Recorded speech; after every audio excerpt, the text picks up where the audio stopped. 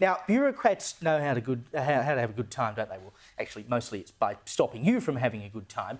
In New South Wales, they're considering extraordinary laws to ban pre-mixed drinks that they consider to be too tasty. The draft guidelines take aim at drinks which combine alcohol with popular soft drinks, particularly, quote unquote, if the taste of alcohol is masked and the flavour of the non-alcohol branded product is prominent.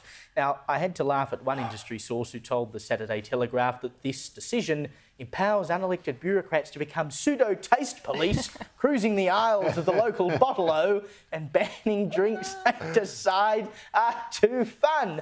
And that's essentially what they are suggesting, Evelyn, is that they will be able to say, if you used to be hard solo, now it's called hard rated because they thought the kids were going to buy the hard solo. So if someone goes, bureaucrat taste, it goes, well, it tastes too much like lemonade. Oh, you can't possibly have that.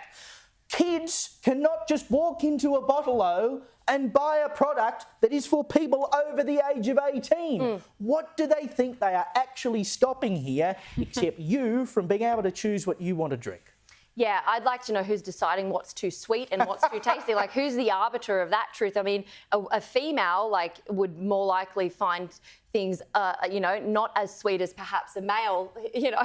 So it's like, who's it going to be? Because, but this is ridiculous. You know what? This is actually our fault. This is voters' fault. We 100%. Have allowed our politicians to think that they own us instead of reminding them in the voting booths that they work for us. And this is the problem. The nanny state strikes again. I've said this before, and I apologise in advance, Caleb.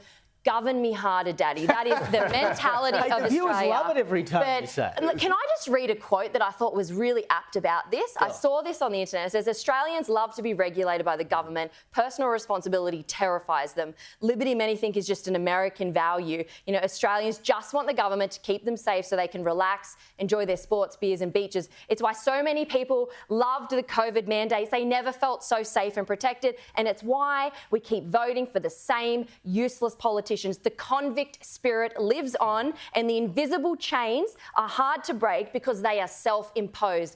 And until we say no to daddy government, they will continue to treat us like children. It's up to us to put them back in their rightful place, which is below the citizen. That is very true. In fact, the Lane Cove Tunnel, which was just completed this century, has a sign at the entrance of it that says no horse-drawn vehicles. Wow, really? It's one of my favourite things, and it's absolutely true. It is. We still have a convict mentality, and we think we're laid back and freewheeling. We're all larrikins, you know, we're all rebels. It's absolutely true. But I have to say this. I think this particular measure is getting a bad rap because we always say that bureaucrats never show any initiative.